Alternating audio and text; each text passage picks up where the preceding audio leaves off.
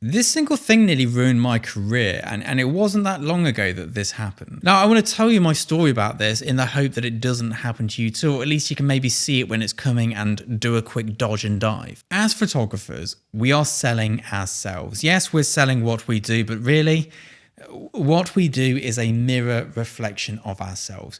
It's very difficult. There's a reason that agents exist for photographers. It's because we're useless at it. It's because we just don't sell ourselves well. Because, and this, this is difficult to admit. We go through two phases. We have to, I say we have to be, we are quite narcissistic by our very career path that we have. We have to convince people that we are amazing. We are the best thing. We are the perfect embodiment of our craft. Our work, our vision, what I think looks good is better than what you think looks good. That's what we're doing here. And let's not pretend it's anything else. Yes, we have our creative bodies of work, but it's my vision, my style, and I'm saying it's better than anyone else, and you should book me. Now this is not something you have to do in day-to-day life. It's very rare that you have to be like, well, look, I'm better than everyone else. I'm the best. Have me. Sure, with a job interview, but job interviews happen once every few years. We're doing this daily. And it's probably not the healthiest of things to be doing, but let's dive into it. I, like many of you, I'm an introvert. And it gets lost in translation sometimes because I have a YouTube channel. But what you don't realize is I have to come in really early to do my YouTube videos because when the rest of the staff are in here, I'm too shy to talk to the camera.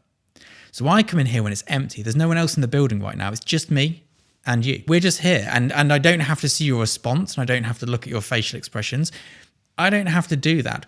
When I go and give talks in person, I find them very stressful and I come across as an arrogant piece of shit.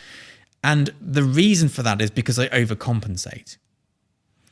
Now, as photographers, we eventually end up in a point in our career where we have an agent, we have our own producer, and all these various people. And the problem is, one, we're overcompensating because we're mostly introverts like myself and you as well. So we misjudge it. We go, I need to be confident, and let's add some confidence. And it's like, oh, that was too much. You've then got all these people around you telling you you're amazing. My agent phones me up every few days. You're amazing, Scott. Your work's brilliant. My producer phones me up. Oh, you're going to nail this shoot, Scott. You're absolutely amazing at what you do. The art buyers, your work is so good. It's exactly what this client's going to want. They love you. Everybody's telling me I'm amazing. And I let it go to my head a little bit and I believed the hype and I became that photographer. I became the person who's like, I'm great. I'm the best. I'm the best in the world at what I do. There's a reason these top brands are booking me. And I think most of us end up there at some point. And I just owned that thing. I was like, I am the bee's knees. I am the dogs. I am it. I am photography.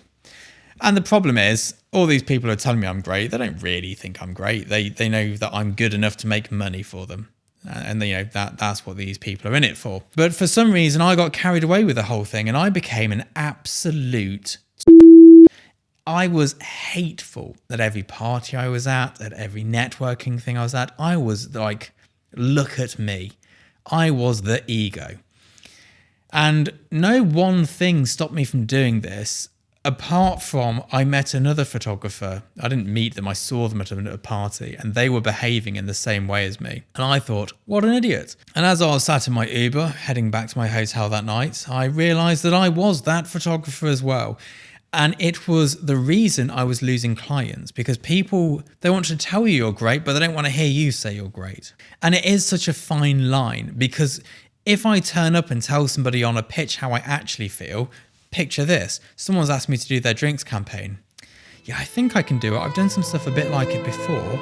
I'll Google how to do some of it and I'll make sure I've got a crew that's so good that they'll pick up any of my slack. I'm a bit worried that I don't know how to do this and those bottles look quite tricky to light. But maybe we'll be able to do it. 150,000?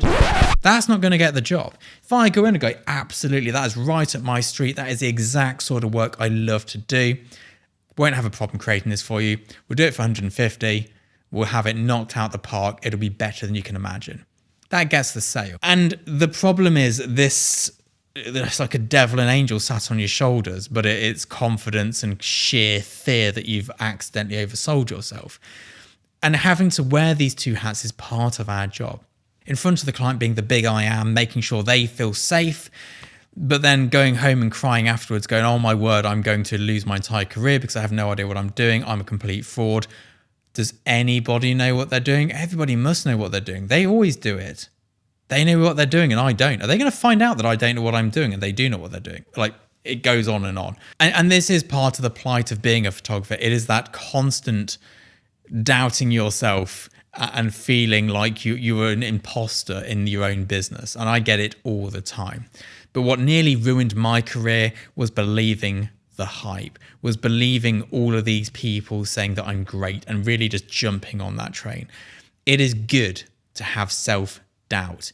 It is good to have imposter syndrome in this business.